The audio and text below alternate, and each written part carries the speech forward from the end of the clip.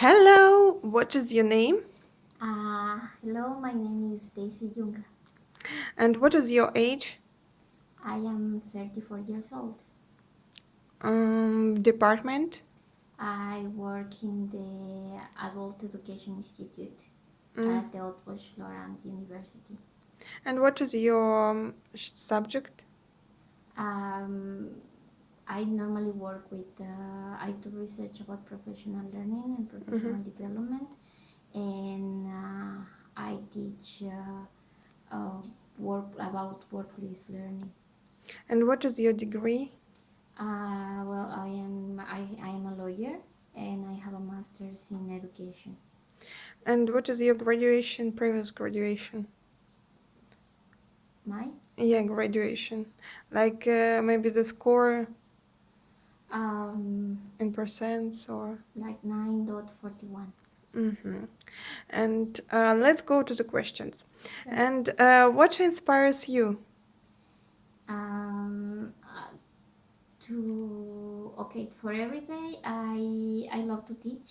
I actually joined the PhD program because I want to become a university teacher, and a lot of my inspiration comes from my students and the fact that I work in former war zones where there is a lot of poverty and a lot of it comes from the lack of education. So to leave this world in a better place, and it was when I came to it. It's something that inspires me very much. And why did you choose your subject for teaching? Well, actually, it was something that my supervisor and I coordinate. It was her initiative at first. I actually have taught in a few subjects here, two subjects here in Hungary and two in Masaryk University.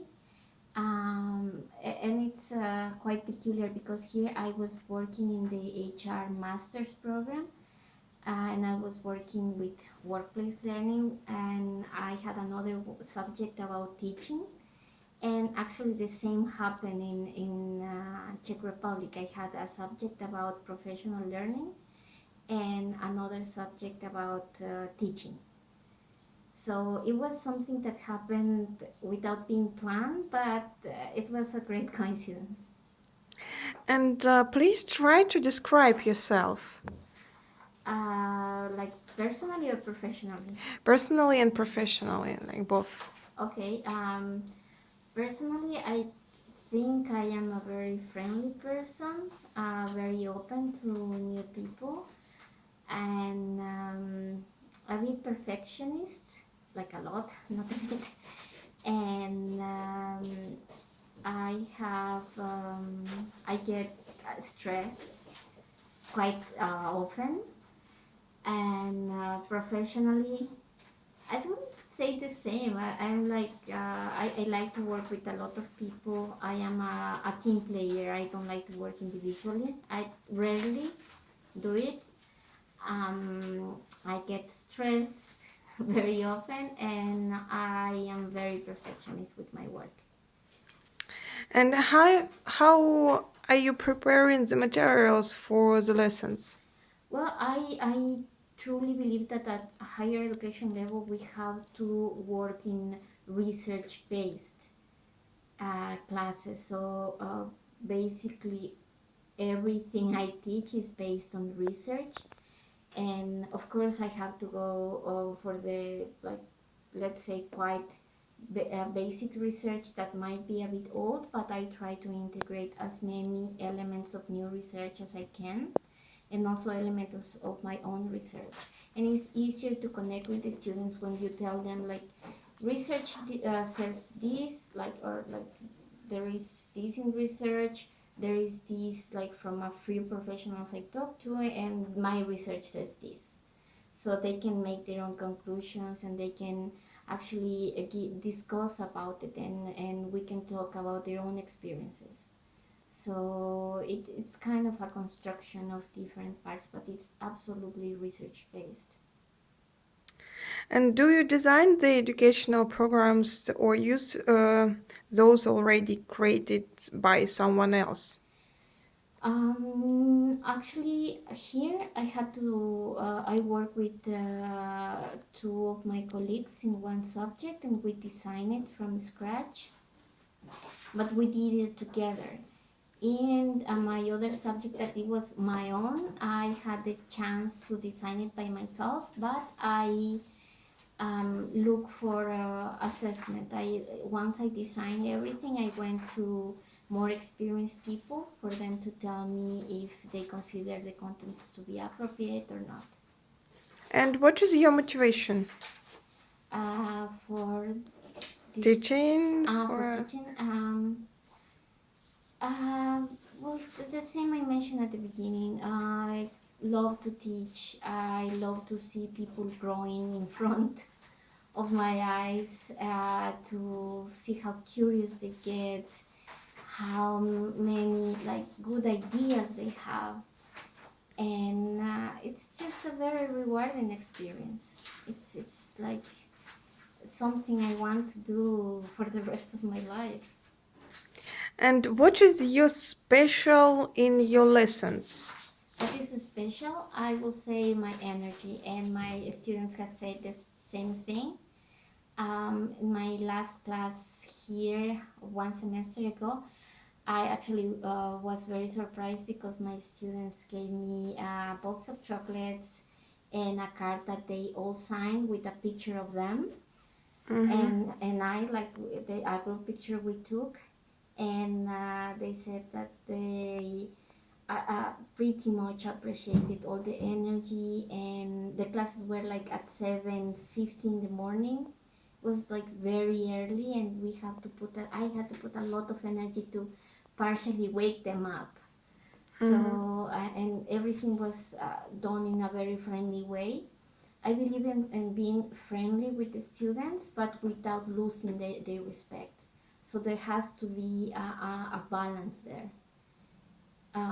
They are not your buddies or your pals with whom you are going to go out, but you can still be friendly and be open to their ideas and what they have experienced before.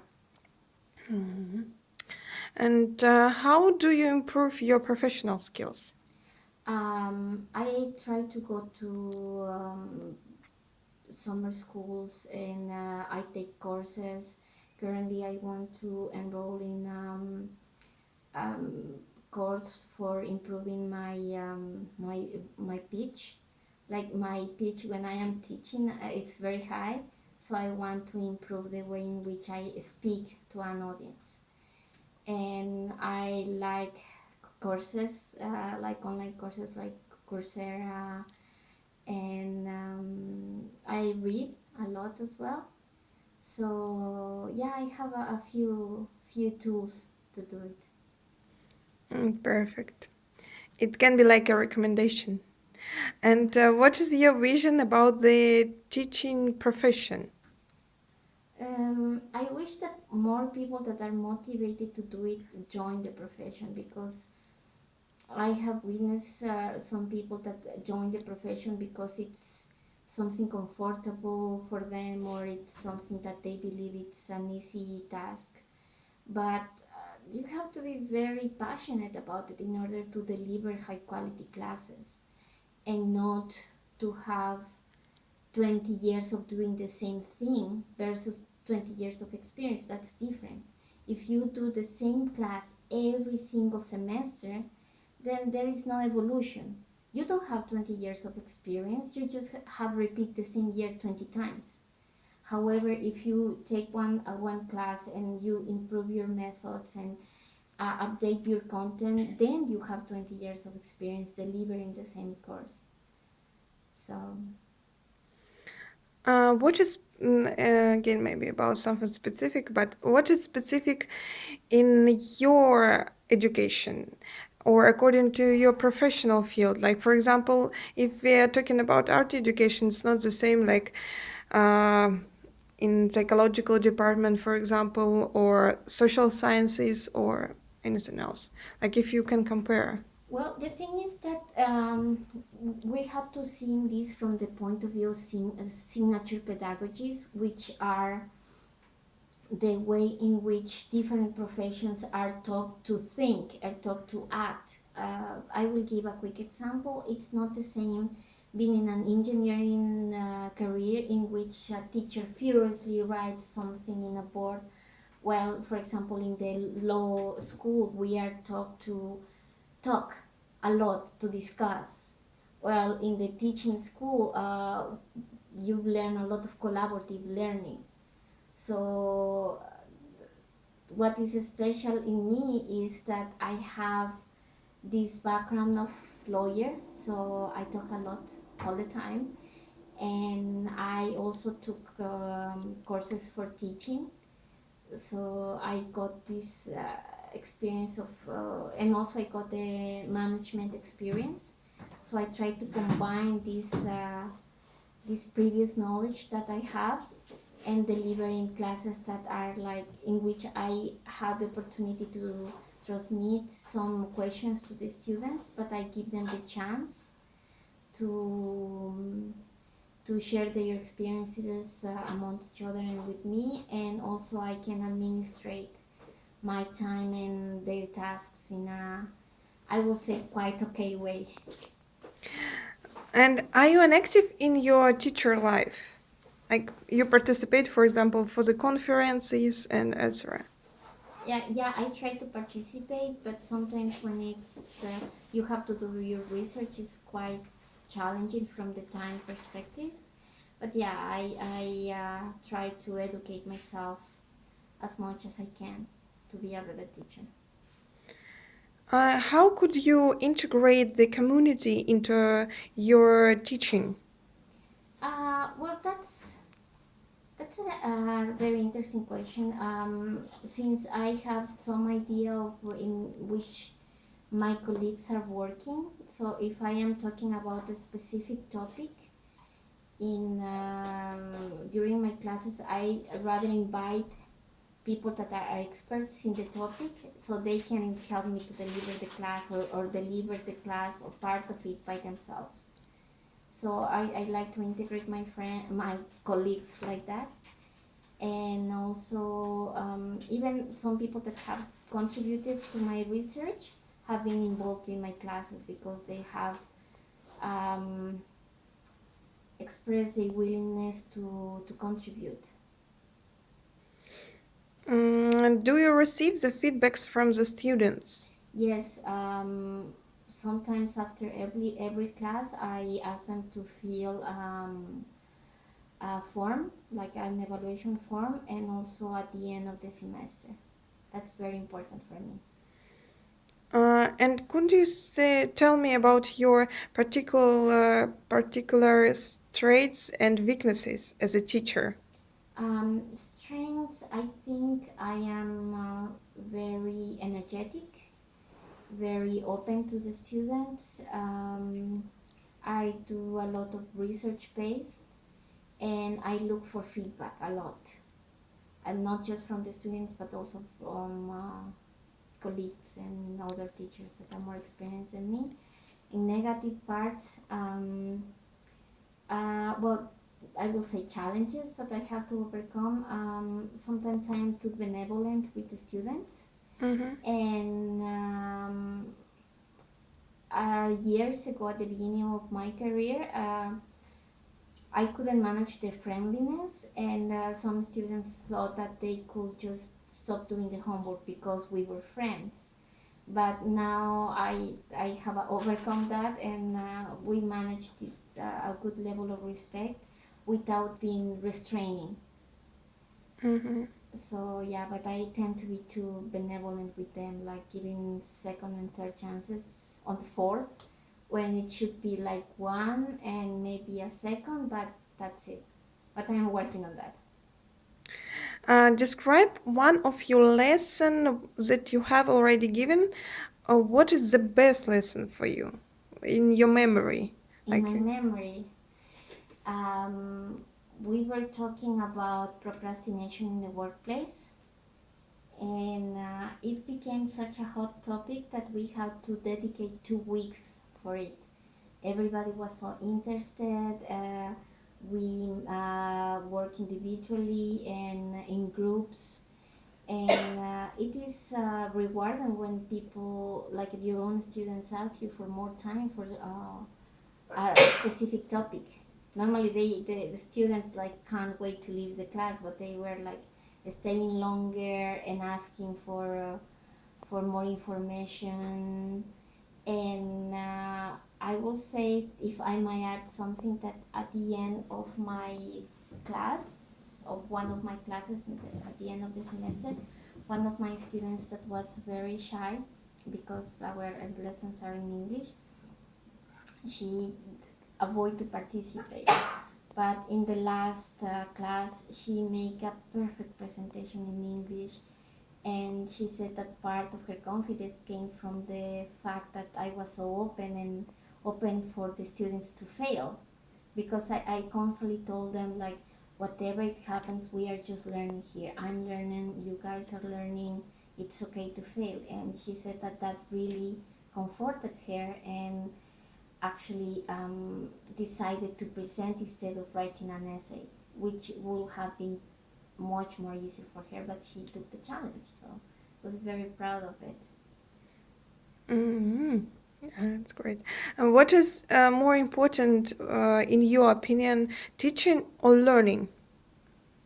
Um, I think those those are like those go together.